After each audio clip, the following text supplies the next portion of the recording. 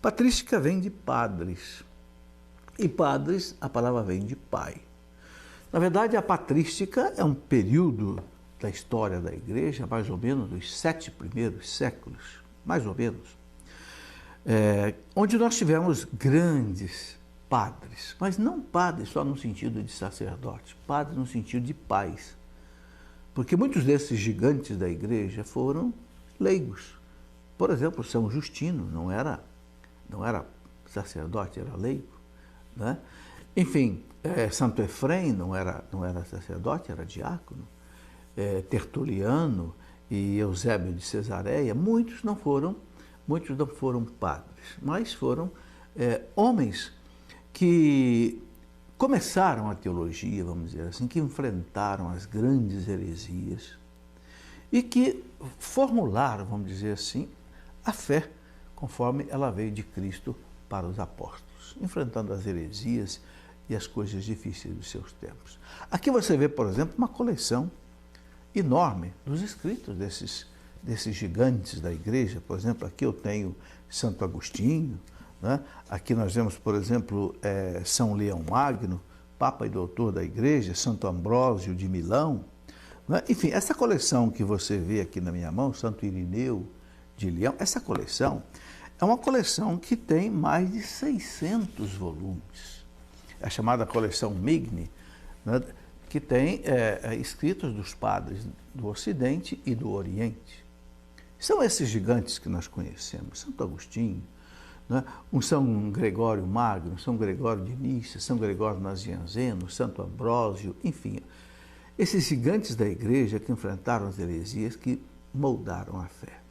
Claro que é difícil a gente poder ler uma coleção dessa de 300, 400, 500, 600 volumes. Então, uma das coisas que eu fiz foi escrever um livro, esse que você está vendo aqui da minha mão, No Coração da Igreja, onde eu coloco aqui alguns textos da patrística, textos selecionados.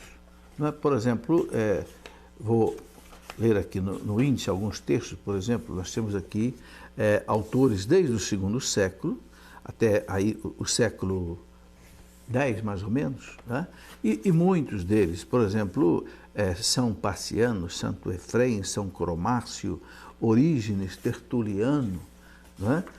Temos, por exemplo, São Vicente de Lérins, São Pedro Crisólogo, depois São Máximo de Turim, São Gaudêncio, São Gregório, São Fulgêncio, enfim, é uma quantidade gigantesca desses grandes homens, por exemplo, como São Columbano, São Bonifácio, São Máximo Confessor, não é?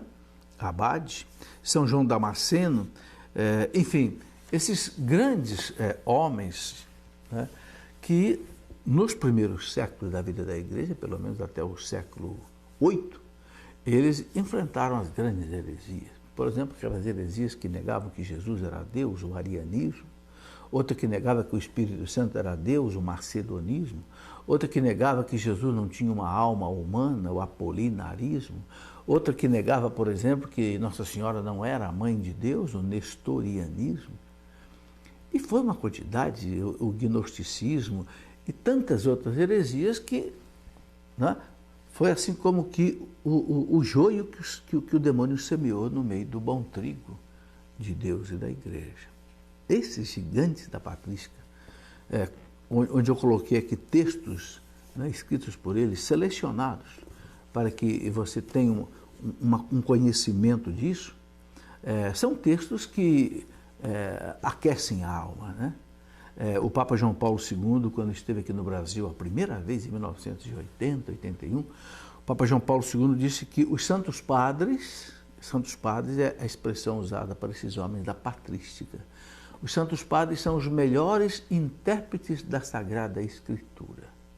Quando eu ouvi o Papa dizer isso, lá em 1980, portanto já aí há 33 anos, eu disse, nossa, então eu preciso estudar a patrística, porque se os santos padres, esses homens da patrística, são os melhores intérpretes da Sagrada Escritura, então eu quero estudar esses homens. E fiquei muito satisfeito, aprendi muito, tanto é que até escrevi esse livro, No Coração da Igreja. São textos, né, retirados exatamente dessa coleção que Aqui no Brasil, em português, nós já temos aí cerca de 30 volumes. Vale a pena você conhecer os Santos Padres e se enriquecer com toda essa doutrina.